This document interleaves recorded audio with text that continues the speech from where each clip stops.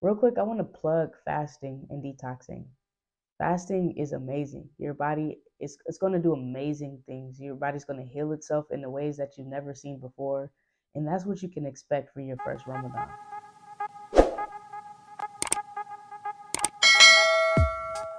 Peace world. Welcome to Mad Chill, and thank you for being you.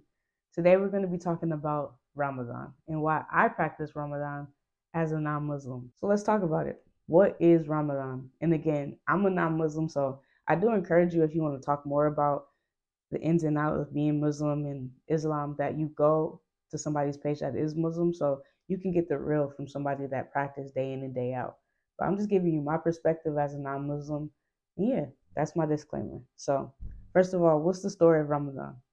So Prophet Muhammad, may peace be upon him, when he was a boy, lived in Mecca. And Mecca was not a good place to live. Like, they had soldiers that would just harass the population. The ruling class inflicted fear onto the population, and they believed in multiple gods. And he didn't. Prophet Muhammad, may peace be upon him, did not believe in multiple gods early on, just knew that he believed in one God. He believed in Allah, right?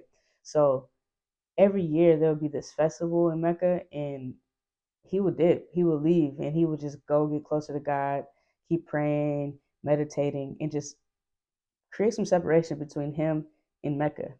And one Ramadan, he went away, and literally an angel, Jibril, comes down to speak to him and was like, listen, just want to let you know, God see you, God loves you, and God wants to give you these prophecies so that you can give them to your people and lead your people the right direction and save humanity.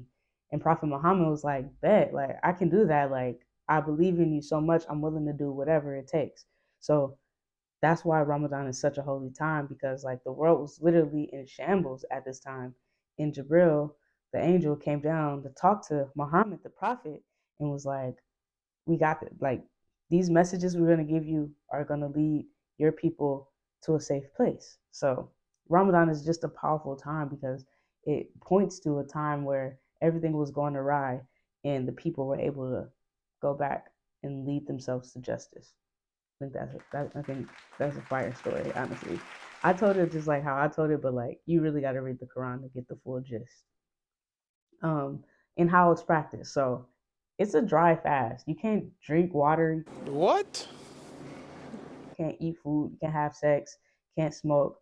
And you just like it's a time to like really pray 5 times a day, of course, read the Quran front to back, and get deep, deep, deep connection with Allah, with God.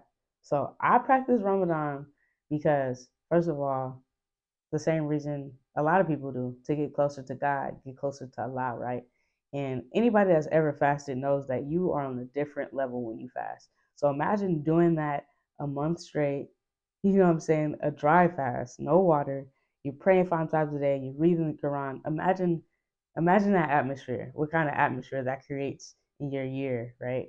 So I practice Ramadan to get closer to God. And what closer to God for me means is becoming a better person, just becoming exactly who I know I should be in my heart and in my mind. So again, just like getting closer to God and becoming the best person I can be.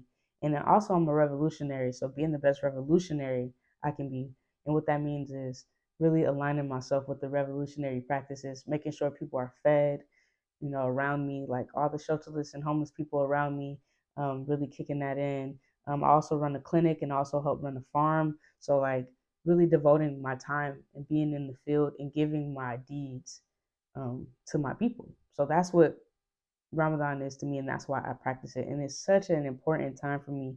I feel like the more I practice Ramadan, the more I fast, the more I pray, the more I read the Quran, it's just like it reveals to me every year of how important it is for me to do this.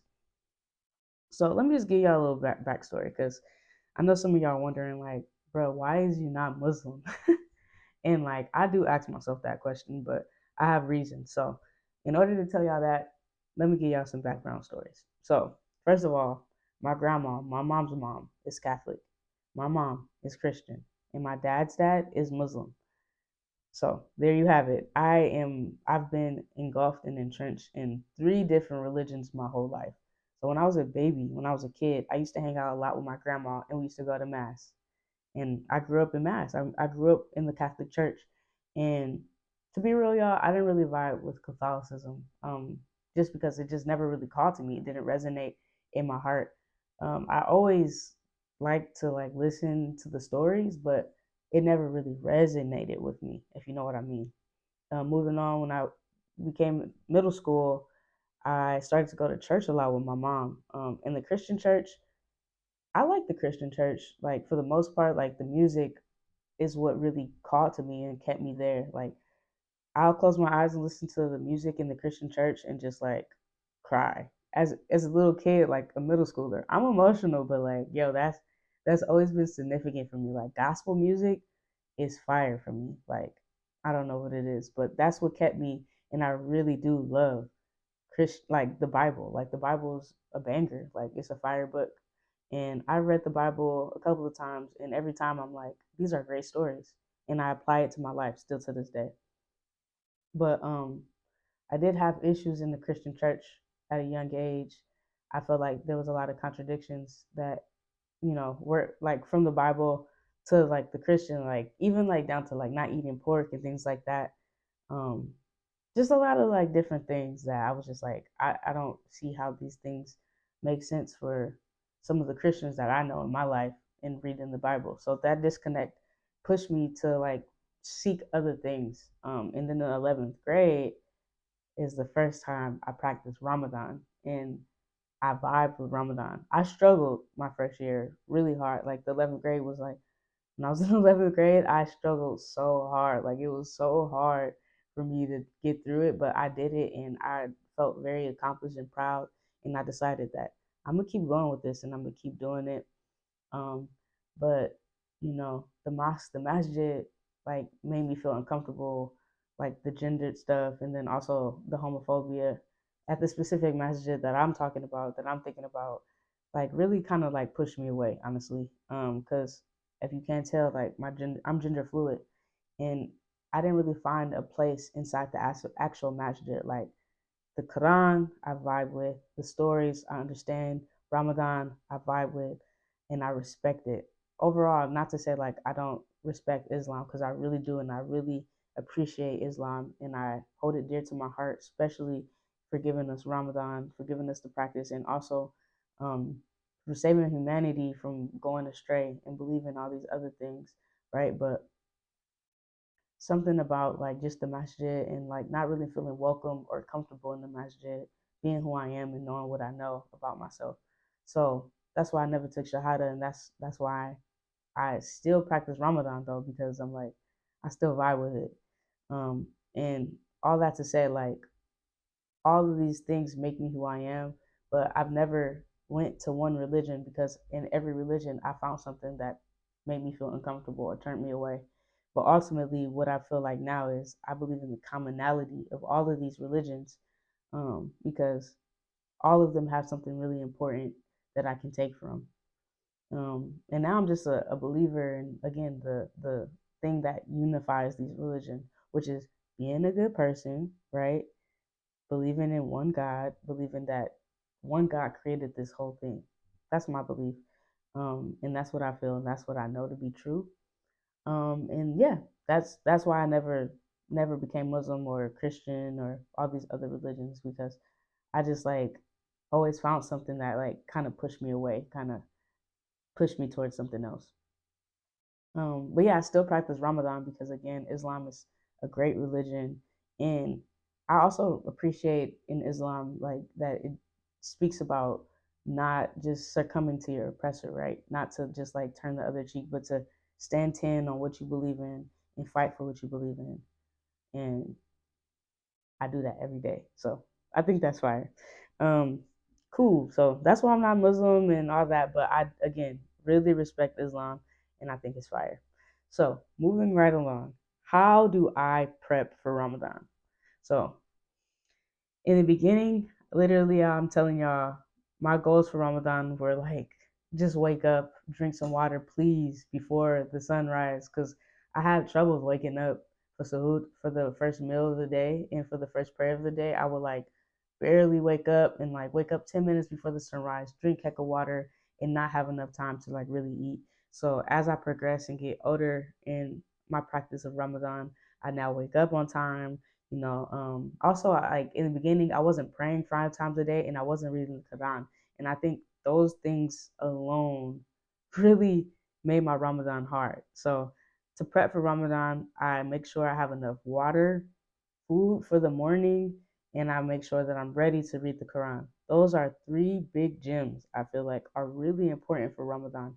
You need to go grocery shopping before Ramadan, and you need to make sure your refrigerator is ready for what you got going on. Especially even at the end of the day for iftar, for that meal to break your fast, have some dates.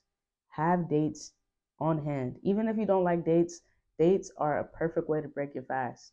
Um, Anybody that has ever fasted knows like you can't just jump right in and eat a cheeseburger. I mean, you can just jump right in and eat a cheeseburger, but I wouldn't recommend it because again, Ramadan, the fast is cleansing, is about detox, and if you jump right in to eating a cheeseburger, your stomach is going to be upset. You want to make sure that you're following these things, these rules of Ramadan, because they're set in place because they work. So, again, go get some dates, even if you don't like it, or get something that's easy to break your fast with. And then also grab some fruit because you want to make sure you're nourishing your body with nutrients, not just eating fast food and things like that to start your day or to end your day to break your fast, right? Make sure that you have a plan for how you're going to read the Quran from front to back. Because if you go in there during Ramadan and you try to figure out things during Ramadan, it's not going to feel good to try to figure things out while you're fasting. You want to make sure you have a plan for all of these things before Ramadan even starts. So that's a big prep for me. Make sure that you have a plan for how you're going to read all of these pages. um, Another big prep thing for me is make sure that your room is clean. I clean my whole house before Ramadan. I clean my space. I make sure everything's in order. I make sure that, I go into Ramadan with a clean slate, especially with my room, because it feels good to go into Ramadan just like everything's clean. You got food in your refrigerator, you have a plan. Another thing to prep is go into Ramadan with a goal. So, like I said, my goal, like in the beginning when I first started to practice Ramadan, was at least wake up. Now it's progressing, right, into other things. My goal this year for Ramadan is to create healthy habits, right? So I want to have a healthy, a beautiful, good morning routine and a good night routine. And I want to make that a habit during Ramadan. And how do I prep for that? I've already started to do the things that I want to make sure get cemented during Ramadan. I started to drink more water. I wake up in the morning and I stretch. I'm solidifying my morning routine. I'm solidifying my night routine before I even get to Ramadan. So that way I'm just going in there with momentum and it doesn't feel like an uphill battle. It feels like I'm developing and keeping habits. And I'm telling y'all, it's a cheat code to life. If you're able to make a goal during Ramadan and achieve it during Ramadan, after Ramadan, it's going to feel like a breeze because everything is harder during Ramadan because you can't eat or drink. So go into Ramadan with goals. That's another prep item. And then also, like, on top of that, make sure you get a head start on these goals before Ramadan starts so you can have momentum and then you can make that solidify and cement it into your day to day life. So, those are some of the things I do to prep. Another thing I do as a non Muslim is I read the Torah, the Bible, before Ramadan. So, when I read the Quran, I can like understand the Quran better for like historical context because, they're different epochs, right?